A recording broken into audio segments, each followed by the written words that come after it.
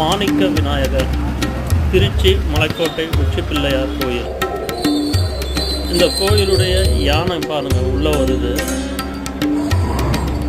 உள்ளே வந்து எவ்வளோ அழகாக மல்லமாக உள்ளே வந்து அது போய் நிற்கிறதுக்கு ஆப்போசிட்லேயே ஒரு விநாயகர் கோயில் இருக்குது.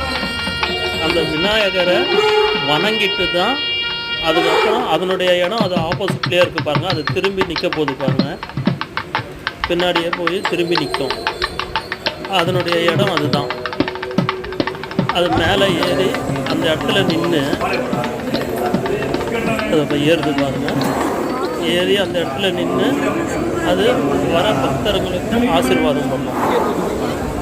அது அந்த காட்சியை தான் இப்போ நீங்கள் பார்த்துருக்கீங்க.